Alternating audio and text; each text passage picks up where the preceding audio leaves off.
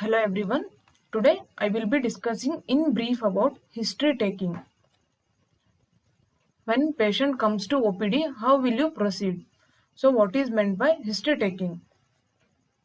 It includes many headings. History taking. First thing is, you should ask the particulars of the patient. Whenever patient comes, particulars of the patient. Whenever patient comes, patient should feel comfortable. So you should start by asking the name of the patient so that he feel comfortable. There is psychological benefit by asking the name of the patient. So ask for the name, age. So particulars of the patient. You should ask the name, age, occupation, and where the patient resides so that patient can relax and he can open up in telling the history, detailed history. So particulars of the patient you should ask. Then next heading is chief complaints. Chief complaints means with what complaints patient has come to hospital. What are the complaints? What are the main complaints? So in surgery OPD, the complaints may be pain abdomen, or patient can complain of ulcer or wound. Patient can complain of swelling, fever, etc. Depends on the complaints. You should mention the all complaints. You should mention the complaints in a chronological order. That is, which complaint has appeared first. So we should write in a chronological order. That is, which symptom has appeared first. You should mention in a chronological order. What are the chief complaints? All complaints should be written in separate lines.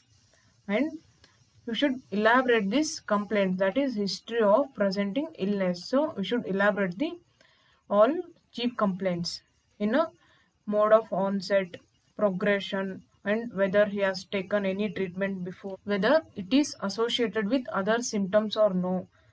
And we should elaborate in detail about the presenting complaints.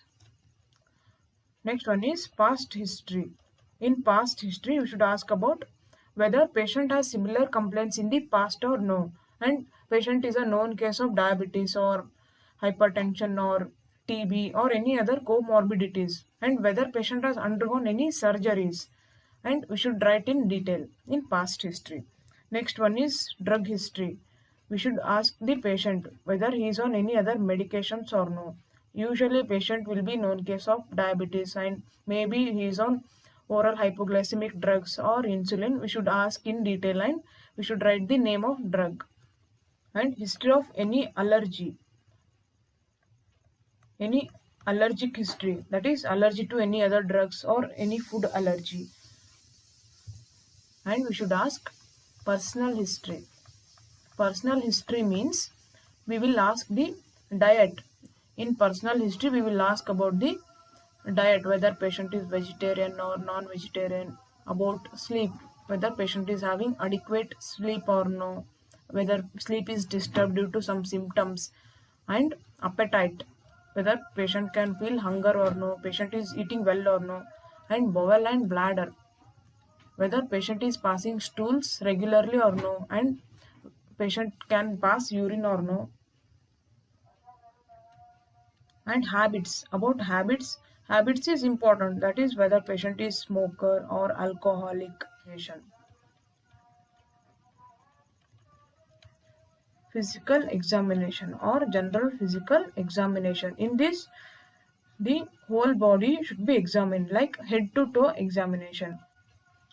In this, we should look for the build and state of the nutrition and attitude, and you should look for gait, that is walking style, and you should look for pallor, that is, in this pallor means there is reduced hemoglobin, so you should look for pallor in the lower palpebral conjunctiva, and you should look for icterus, that is yellowish discoloration of the skin and mucous membrane, and look for clubbing, and look for any lymphadenopathy or pedal edema. You should look for everything. That is physical examination, general physical examination, and look for cyanosis, that is bluish discoloration, pedal edema. So, and we should monitor the vitals, that is pulse rate, blood pressure, temperature, respiratory rate. So you should check the pulse, BP, temperature and respiratory rate. Next comes the local examination, which is the important part. Local examination.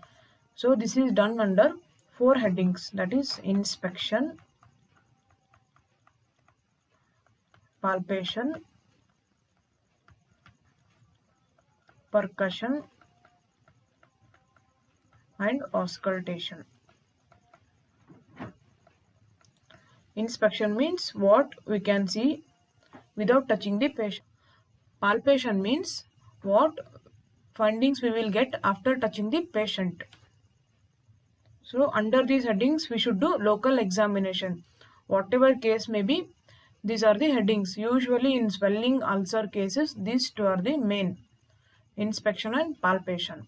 And in per abdomen examination and in respiratory system examination, cardiovascular system examination, these are the 4 important headings. In inspection, if it is a case of ulcer, so you should look for size, shape and extent and position of the ulcer, and what floor contents, what is the edge. So you should look for all the findings. If it is a swelling, you should look for the shape, size and number of swelling and skin over the swelling and surrounding skin you should look for. Based on the case, there are different headings. On palpation, the main features we should check are local rise of temperature and tenderness. These are the main headings. Usually, these are the 2 important points in palpation. After doing examination, that is after taking history, after doing general physical examination and after writing local examination, next part is provisional diagnosis. Based on your findings, what is the diagnosis? It's not accurate, but what is the provisional diagnosis? And to confirm this diagnosis, we will send the patient for investigations. Different investigation depends on the case. Routine investigations are complete blood count and we can send for X-ray or USG.